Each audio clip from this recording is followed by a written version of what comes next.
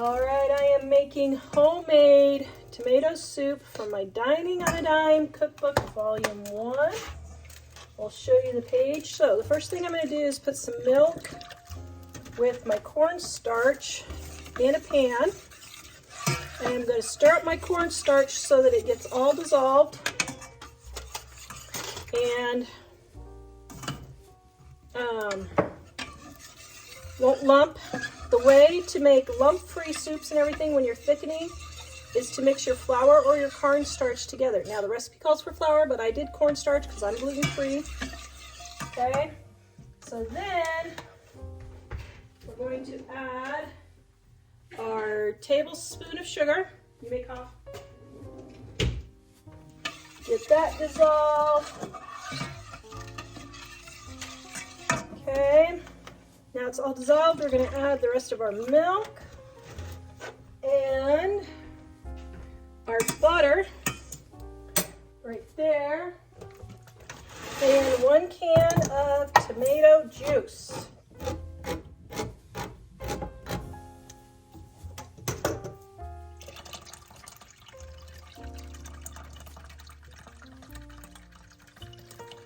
Okay, now we're going to let this come to a boil, or a simmer, actually, not a boil, because milk will curdle. So you want this to come to a simmer, and then let it thicken up, and your soup will be ready. This recipe is in our Dining on a Dime cookbook, volume 1, on page 131. Our cookbook is on sale. The link is in the description below. Easy recipes to get you in and out of the kitchen quick, that your family will love, with ingredients that are cheap and easy to get. All right, now we are a cheese tomato soup kind of a family, so I'm going to add some cheese in here because everybody loves it. All right, and then we are ready to serve.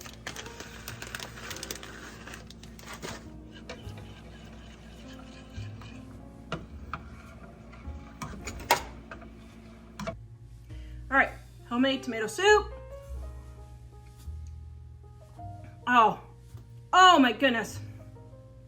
I keep forgetting because I'm the only one who eats tomato soup in my family. Well, my oldest does. Do you eat tomato soup, Jack? I haven't tried it. You've never tried tomato soup? No. Do I need to try some? Ike doesn't eat tomato soup. This tastes just like Campbell's soup. This is really darn tootin' good. Oh, yum.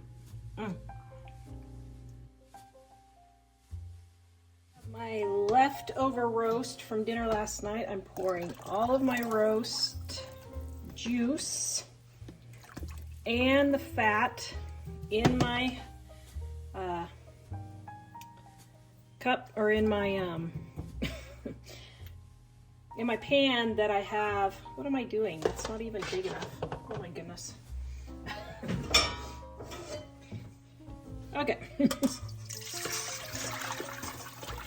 Oh, I'm not with it, guys. Okay, so I'm putting all of my roast in my pan here, and I'm gonna let it simmer for, about an hour, hour and a half. All of the spices. Now, this is the leftover roast from last night. It was a smaller roast, so I only got 2 meals out of this because we've got company visiting, so I didn't get as many meals as I normally would, so I'm just breaking that up into little pieces.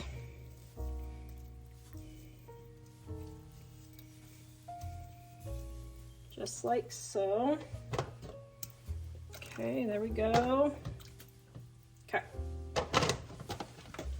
This is Mom's Stew in our Dining on a Dime cookbook, volume 1. I'm adding some Worcestershire. I lost my Worcestershire lid. Some garlic powder. And onion powder. And a bay leaf. Allspice. Sugar. And a lemon packet. I love these lemon packets. And I am just going to let this simmer for about an hour.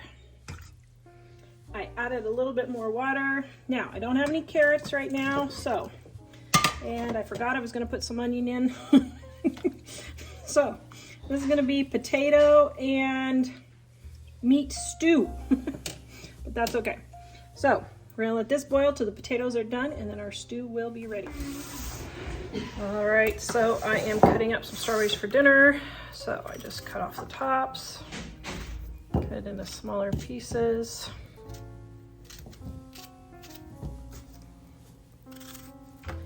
And of course, I just realized that I forgot to wash them. So what I'm gonna do is cut them all up and then rinse them.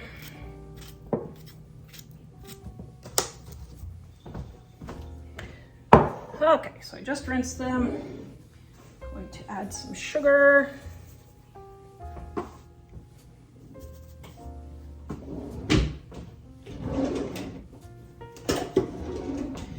Now, I like them large, but not that large, so I'm gonna smash a few up.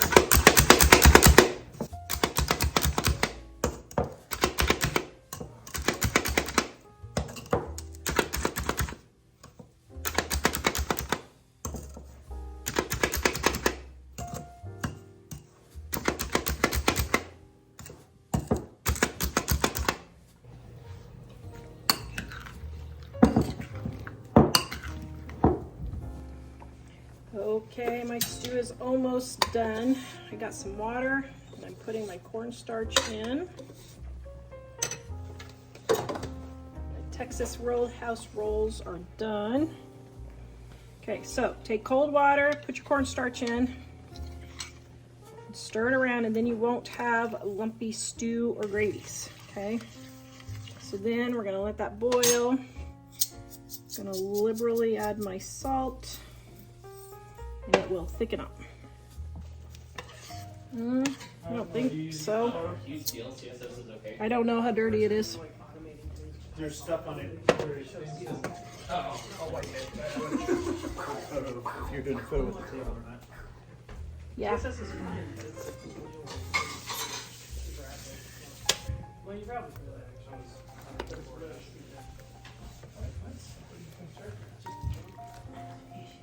You have any reason? I mean, it's not all that different from C++. It can do everything C++ can do. What better? Wait, where are we gonna put that rock? I gotta take a picture. Okay, here is dinner. Strawberries with stew and Texas Roadhouse rolls with Texas Roadhouse honey butter. Does anybody want some? Yum. Yay! Okay, to get started, I took 3 pieces of bacon and sauteed them in my Instant Pot, and then I took my potatoes and boiled them just until they're just under tender. Now I'm gonna drain these and put it in my Instant Pot. Now I'm gonna drain most, but not all of the water, because I'm gonna make a little bit of chicken broth out of this little bit of water with some bouillon cubes. Okay, got my chicken bouillon here. Shaking a little bit in there. Okay, get that all stirred in. So I crumbled up my bacon right there. Yum. And dissolved my bouillon in here.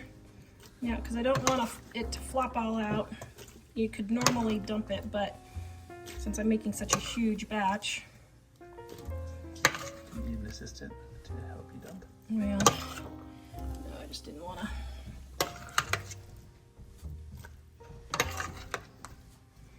Okay, I can probably dump the rest.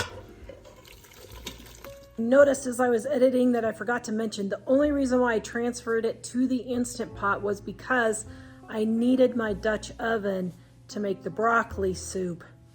That's the only reason I transferred. So then normally I just put everything in the Dutch oven, my bacon grease and my pre-cooked bacon. That way I'm not using so many pans. That's the only reason why I moved it into the Instant Pot, was just because I needed the pan. Smells good already.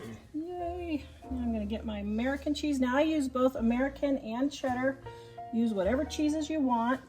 You can add onions, you can add garlic, you can add sour cream, you could use pepper jack cheese, any different kinds that you want. My cheese is all started here. Okay, let's be that and get that in. Just a second. And then we've got our cheddar and jack cheese in from the freezer. Okay, now. Oh, yum. All right, now we're gonna add our milk.